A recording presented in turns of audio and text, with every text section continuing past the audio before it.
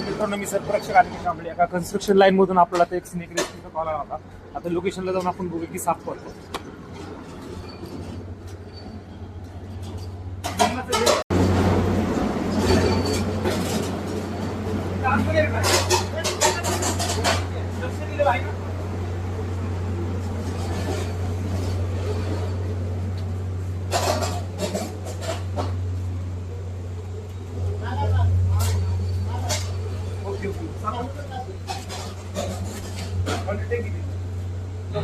तर बघू शकता मित्रांनो, इथं एक इंडियन स्पेक्टिकल कोब्रा म्हणजेच भारतीय नाग जातीचा विषारी साप बसलेला आहे. काहीतरी तो खात आहे.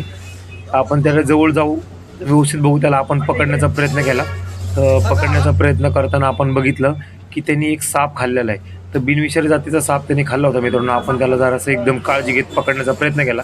त्याला ज्यावेळेस आपण असा पकडला, तो सुटण्यासाठी प्रयत्न करत होता.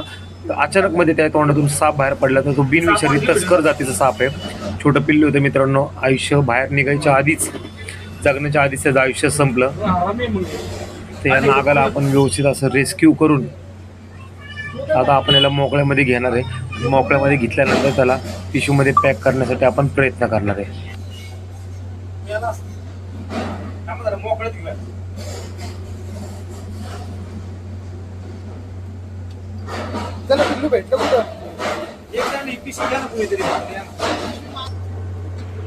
तर मित्रांनो, असंच ऑफिसच्या मागं ज्यावेळेस तुम्ही कधी जाताल तर पाय वगैरे सांभाळून टाकत जावा.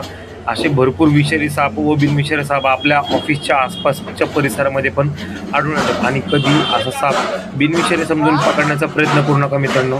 जे सर्पमित्र असतील स्थानिक त्यांना फोन करा, जेणेकरून एक साप ही वाचेल, निसर्गाचं संतुलन बनून राहील आणि तुमचाही जीव वाचेल. म्हणून असे साप दिसले तर त्यांना पकडण्याचा प्रयत्न करू नका.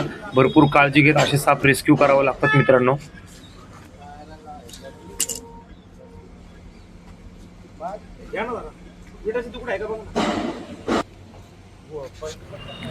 तर तुम्ही बघू शकता मित्रांनो, इंडियन स्पेक्टिकल कोब्रा हा असा छोटाच आहे. याला भारतीय नाग म्हणून मराठीमध्ये ओळखलं जातं. खूप घातक साप असतो मित्रांनो. कधी हा असा चावला तर कुठल्याही तंत्रमंत्रवाल्या माणसाकडे न जाता डायरेक्टली आपल्या जवळील हॉस्पिटलमध्ये जावं मित्रांनो. कधी असे साप दिसले तर स्वतःहून पकडण्याचा प्रयत्न करू नका. जर तुम्ही एक्सपर्ट नसाल साप पकडण्यामध्ये तर असे साप पकडण्याचा प्रयत्न करू नका. तुम्ही स्वतःचा जीव धोक्यात घाला. तर जसं की मित्रांनो, भरपूर अंधश्रद्धा आहे की साप पुंगीवर डोलतो. तर मित्रांनो, तुम्हाला सांगतो मी, साप पुंगीवर डोलत नाही. सापाला कान नसतात म्हणून सापाला ऐकू येत नाही.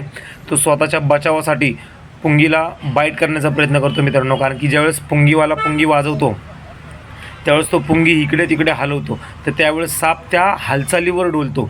त्याच्यामुळं भरपूर जणांचा गैरसमज होतो की साप पुंगीवर डोलतो म्हणून. तर साप पुंगीवर डोलत नाही. आता मी तुम्हाला हे त्याचं एक जिवंत उदाहरण देतो. मी त्याला फक्त एक कापड दाखवतो आहे, जेणेकरून त्याला वाटतं की त्याच्यापासून मला धोका आहे.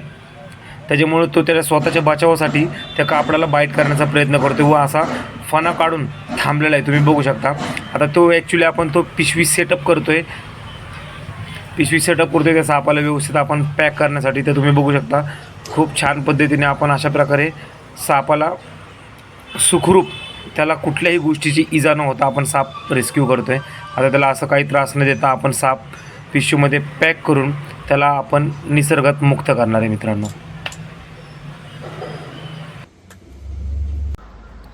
तर नमस्कार मित्रांनो, आत्ताच आपण इंडियन स्पेक्टिकल कोब्रा जो साप आत्ता आपण रेस्क्यू केला होता तो रिलीज करण्यासाठी आता आपण ह्या फॉरेस्टमध्ये आलेलो आहे. तर आता आपण वेळ न घेता त्याला आपण लगेच रिलीज करणार आहे फॉरेस्टमध्ये. ठीक नाही डायरेक्ट रिलीज करतो. नको घ्या व्हिडिओ